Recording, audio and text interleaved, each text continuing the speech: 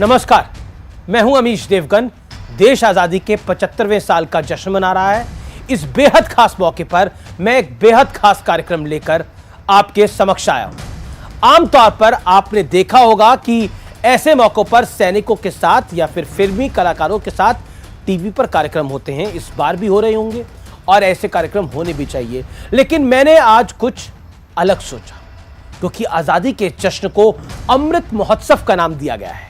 तो मेरी एक बड़ी कोशिश है कि आज के संवाद से भी देश के युवाओं के लिए अमृत निकले। इसलिए आज कुछ ऐसे मुद्दों पर मैं बात करूंगा, उन्हें उठाऊंगा जिन पर बात करने से अक्सर बचा जाता है। इन मुद्दों पर अरसे से गलतफहमियां और भ्रम फैलाया गया है। मेरे आज का यह कार्यक्रम देश के युवाओं को समर्पित है। आज उनकी बात होगी, उनके लिए बात होगी। इस सफर में मेरे साथ होंगे 3 खास मेहमान। इन तीनों को ही आप अच्छी तरह से जानते हैं और पहचानते भी हैं। सबसे पहले मैं बात करूंगा आशुतोष राणा से। आशुतोष राम और राष्ट्रवाद के गहरे संबंध के बारे में बताएंगे।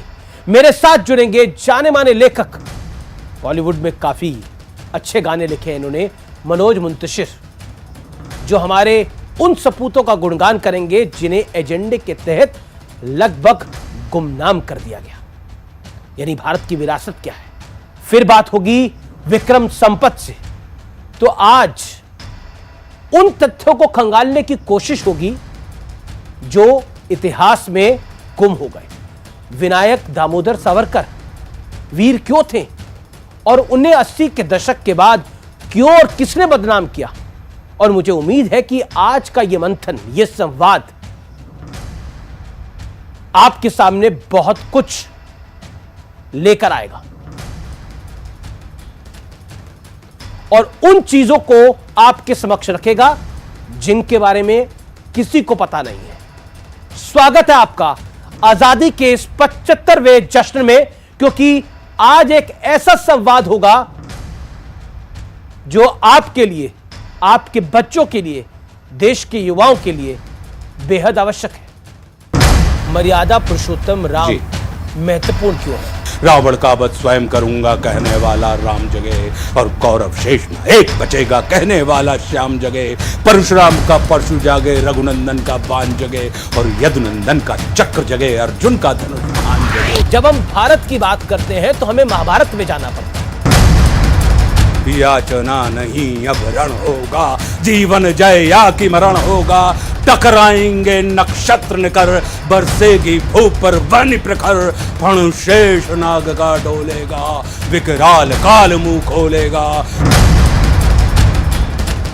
आजादी के 75 साल हो रहे हैं, तो इस कार्यक्रम का नाम है अमृत महोत्सव। तो हमने सोचा कि आज देश के युवाओं के लिए भी थोड़ा अमृत निकालना चाहिए। मेरे साथ बात करने के लिए आशुतोष राणा हैं, जाने माने कलाकार हैं, अपनी बातों के लिए जाने जाते हैं, और सबसे बड़ी बात है वो साहित्य के जरिए राम और राष्ट्रवाद दोनों को बहुत सुंदर ढंग से देश के सामने रखते हैं। आशु भाई, आपका स्वागत है। बहुत बहुत धन्यवाद अमीश, आपको बहुत सारी शुभकामनाएं इस अमृत महोत्सव की। जी, आपको भी बहुत बहुत शुभकामनाएं। आजादी के 75 साल हो रहे हैं। आज देश के प्रति प्यार, सम्मान, त्याग और बलिदान को याद करने का वाकई दिन है। राष्ट्रवाद की अलख जगी रहे, ये हम सब चाहते हैं। आप भी चाहते हैं, मैं भी चाहता हूं, देश के करोड़ों युवा चाहते हैं, इस देश के करोड़ों लोग चाहते हैं। इसलिए भारत के गौरवशाली इतिहास को महसूस करने बड़ा आवश्यक है, और उसको आज महसूस करने का भी दिन है। आपके मन में इस समय क्या विचार उमड़ रहे हैं? देखिए, मेरा ये मानना है कि स्वतंत्रता और स्वच्छंदता दो अलग अलग चीज़ें होती हैं, और इनके बीच में बड़ा बारीक अंतर होता है।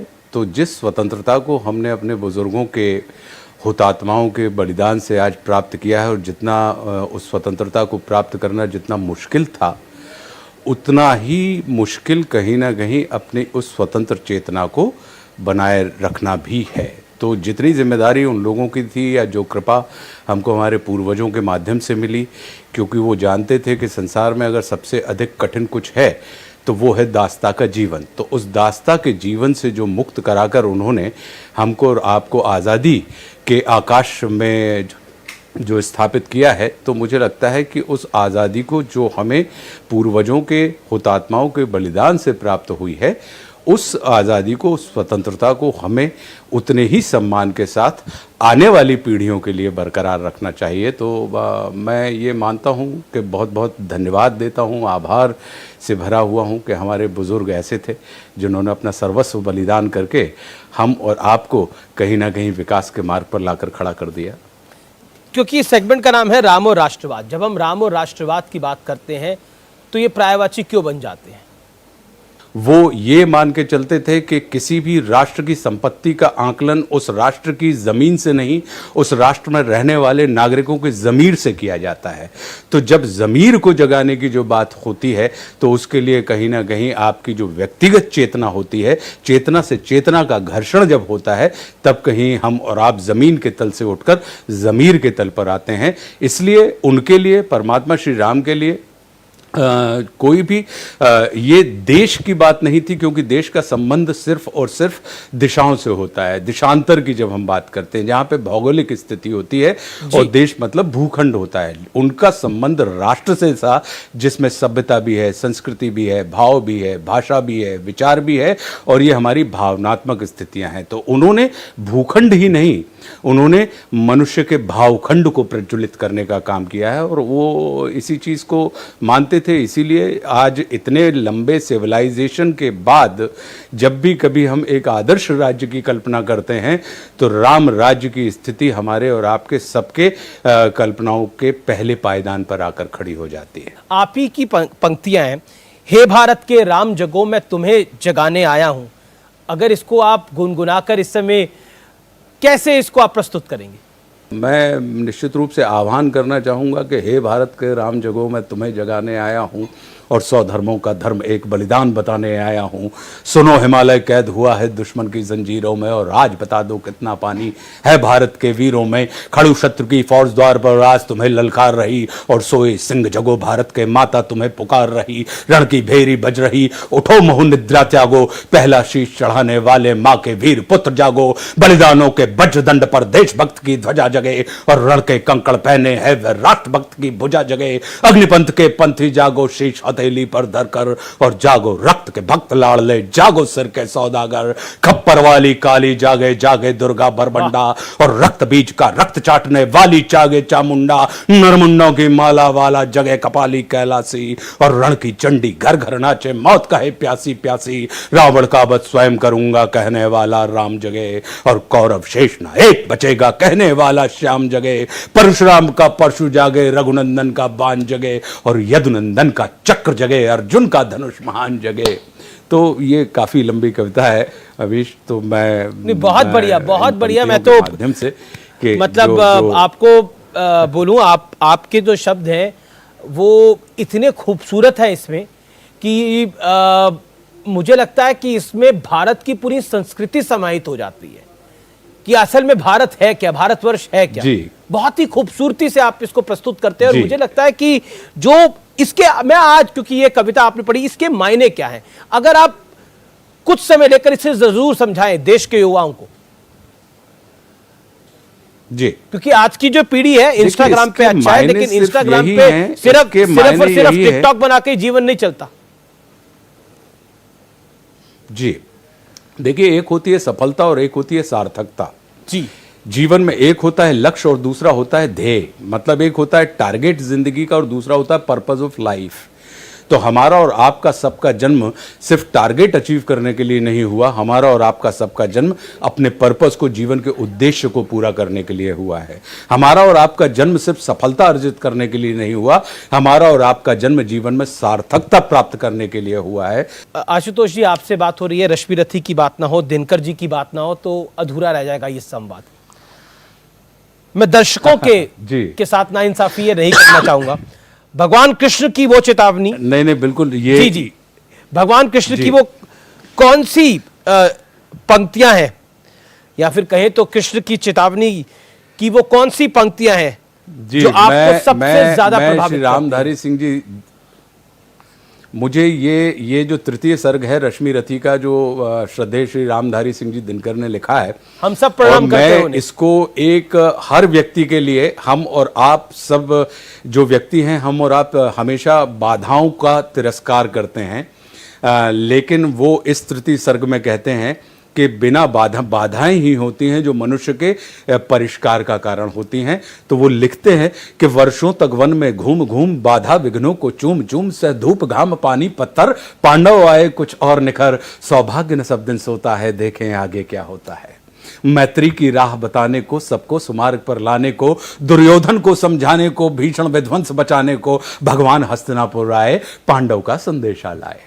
क्या दो न्याय अगर तो आधा दो, दो न्याय अगर तो आधा दो, पर इसमें भी यदि बाधा हो तो दे दो केवल 5 ग्राम, रखो धरती अपनी तमाम, हम वहीं खुशी से खाएंगे, परिजन पर हंसी ना उठाएंगे। और दुर्योधन वह भी दे न सका, आशीष समाज की ले न सका, उल्टे हरि को बांधने चला, जो था असाध्य साधने चला, जब नाश मनुज पर छाता है पहले विवेक मर जाता है।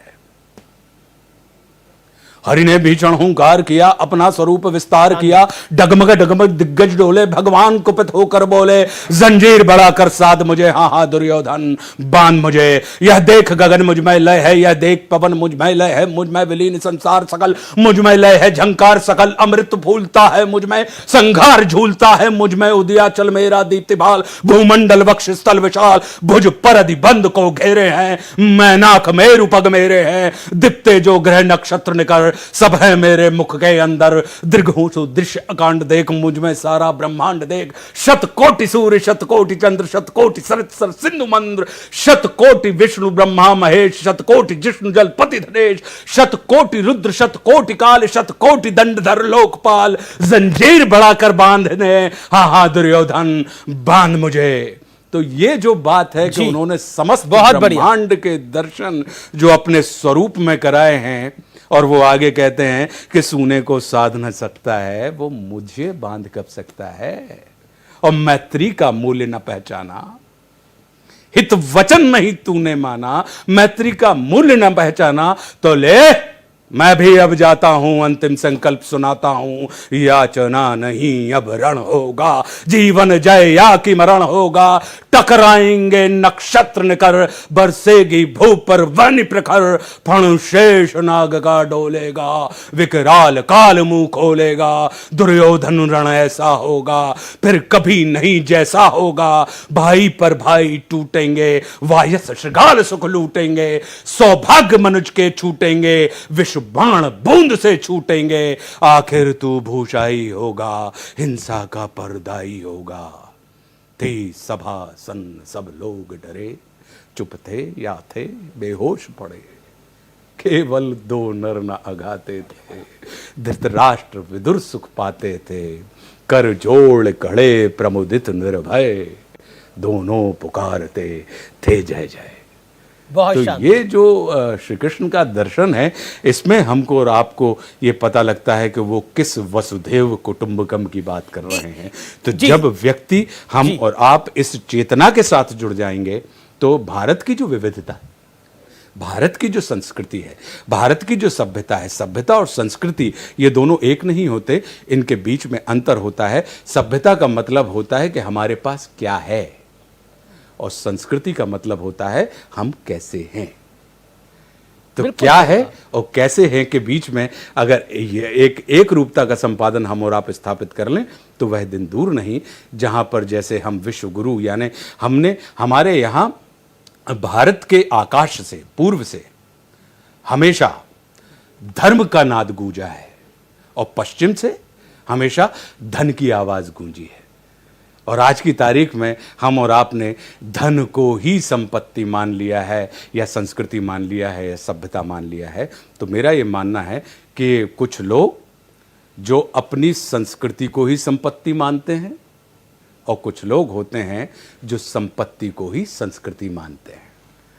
तो संपत्ति को संस्कृति की मानने के मार्ग से हम और आप की तरफ ना बढ़ें, बल्कि संस्कृति ही हमारी संपत्ति है। यदि इस मार्ग पर चलेंगे तो हमारा ये जो अमृत महोत्सव है 75 वर्ष, हमारे जो हुतात्मा हैं जिन्होंने अपने पूरा सर्वस्व बलिदान करके हमको और आपको दास्ता की बेड़ियों से मुक्त कराया है, तो उनकी आत्माएं भी स्वर्ग से हमको और आपको वंदन अभिनंदन करते हुए हमारी और आपकी पीठ ठोकेंगे। आज़ादी के कई नायक रहे, महात्मा गांधी रहे, सुभाष बाबू रहे, लोकमान्य तिलक रहे, पंडित नेहरू रहे, बहुत नायक रहे, इस आज़ादी के बहुत नायक रहे हैं, इसमें कोई दो राय नहीं है। लेकिन मैं आज आपसे ये जानना चाहता हूं कि जब कहा जाता है कि हमारी आज़ादी जो है, हमें अंग्रेज़ों से आज़ादी 75 साल पहले मिली, लेकिन हमारा इतिहास 75 साल पुराना नहीं है। हमारा इतिहास आदिकाल से है, हमारा इतिहास बहुत पुराना है। जब हम भारत की बात करते हैं तो हमें महाभारत में जाना पड़ता है। क्या आपको लगता है कि गीता की पंक्तियां आज भी जीवन में सबके, हम सबके, आपके, मेरे, हम सबके करोड़ों दर्शकों के, न्यूज़ 18 के माध्यम से जो इस समय आपको देख रहे हैं, उनके जीवन में चरितार्थ होती हैं? बिल्कुल होती हैं, क्योंकि गीता जो है वो सिर्फ और सिर्फ कर्मकांड का पुराण नहीं है, वो हमारे धर्म, कर्म और मर्म का ग्रंथ है कि उसमें हमारे जीवन को और हमारे जीवन दर्शन को कैसे देखा जा सकता है, हमारी दृष्टि को कैसे विस्तृत किया जाता है कि हम अपनी संकीर्ण दृष्टि को कैसे और विस्तारित कर सकते हैं। तब वो कृष्ण के द्वारा, श्री कृष्ण के द्वारा दिए गए इस मंत्र के मर्म तक हम पहुंच सकते हैं कि पूरी वसुधा ही हमारा कुटुंब है। जी, गीता की ऐसी कौन सी ऐसी पंक्ति है जिसको आप अपने तरीके से कहना चाहेंगे? बिल्कुल आखिरी दौर में हमारा संवाद है। देखिए, मैं तो संपूर्ण गीता को ही मैं ये मान के चलता हूँ कि श्री कृष्ण ने, क्योंकि गीता का जो उद्भव हुआ है वो एक ऐसी जगह पे हुआ है कि जहाँ पे भीषण संघर्ष की स्थितियाँ खड़ी हुई हैं, और परम पुरुषार्थी जिसे नरावतार कहा जाता है अर्जुन, जिसके बल के ऊपर समस्त पांडव जाकर अपने द्वारा अपने ऊपर किए गए अन्याय का प्रतिशोध लेने के लिए वो कुरुक्षेत्र के मैदान में खड़े होते हैं, और ठीक ऐन मौके पर एक परम पुरुषार्थी व्यक्ति द्वंद्व से घिर जाता है और उसे लगता है कि यह सब कुछ बेकार है। तो द्वंद्वित व्यक्ति को निर्द्वंद करने के लिए परमात्मा श्री कृष्ण ने कर्म योग, ध्यान योग, भक्ति योग, इन तमाम चीजों की बातें बताई। और ये कितना विलक्षण है हमारा और आपका इतिहास कि यहां पे भगवान से भी प्रश्न पूछने की स्वतंत्रता मनुष्य को दी जाती है। भगवान के द्वारा कहे गए उद्भव या उद्धृत उत्तरों के ऊपर भी, और अंत में वो हर बार कहते हैं श्री कृष्ण कि अर्जुन, ये तमाम चीजें मैंने तुम्हें बता दी हैं, लेकिन अब तुम वह करो जो तुम्हारा मन बोलता है। तो ऐसी वाली बात कि जिसने अपनी संपूर्ण बागडोर उनके हाथ में सौंप दी है, तो गीता की तो प्रत्येक लाइन, प्रत्येक ऋचा, प्रत्येक श्लोक, प्रत्येक चर्चा, यदि हम और आप लोग कहते हैं कि गीता समझ में नहीं आती। एक बड़ी अच्छी कहानी है कि एक दादाजी ने अपने बच्चे से कहा कि बेटा गीता पढ़ा करो। बच्चा आया, जवान था, और उसने कहा कि दादाजी मुझे गीता बिल्कुल समझ में नहीं आती है, संस्कृत में लिखी हुई है और आप व्यर्थ में मुझे पढ़वा रहे हैं। दादा ने कहा ठीक है, मत पढ़ो, एक काम करो। एक कोयले की टोकरी रखी हुई थी, उन्होंने कहा बेटा कि इस कोयले को खाली करो और उस टोकरी में भर के तुम नदी का जल लेके आओ।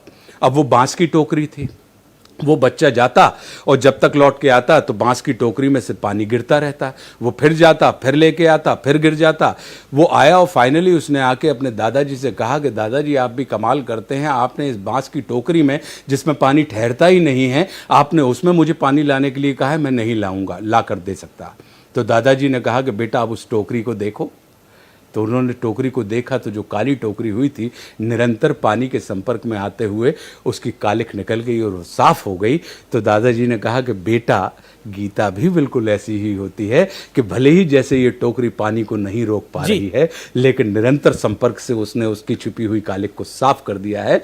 वैसे ही हो सकता है कि तुम्हें गीता तुम साध ना पा रहे हो, समझ ना पा रहे हो, लेकिन निरंतर संपर्क से वो हमको और आपको कहीं ना कहीं शुद्ध करती है।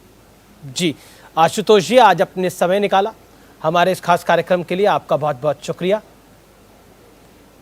धन्यवाद। बहुत बहुत धन्यवाद अमीश ध्यान रखिएगा। बहुत सारी बधाइयाँ और हार्दिक शुभकामनाएं सभी को इस अमृत महोत्सव की, स्वतंत्रता के अमृत महोत्सव की। बहुत बहुत धन्यवाद आशुतोष जी। फिलहाल रुकते हैं एक अंतराल के लिए, लेकिन एक अंतराल के बाद भी आजादी के 75 वर्ष पर हमारा यह विशेष कार्यक्रम, जिसका नाम हमने दिया है कि एक सोच से आजादी, जरूर देखिए ब्रेक के बाद। वो कुएं के सामने वाला घर, 2 घड़ी के लिए वहां जरूर ठहरना। वहीं तो रहती है वो जिसके साथ जीने मरने का वादा किया था। उससे कहना कि भारत मां का साथ निभाने में उसका साथ छूट गया, एक वादे के लिए दूसरा वादा टूट गया। बस एक आखिरी गुजारिश, मेरी आखिरी ख्वाहिश, मेरी मौत का मातम ना करना। मैंने खुद ये शहादत चाही है, मैं जीता हूं मरने के लिए, मेरा नाम सिपाही है।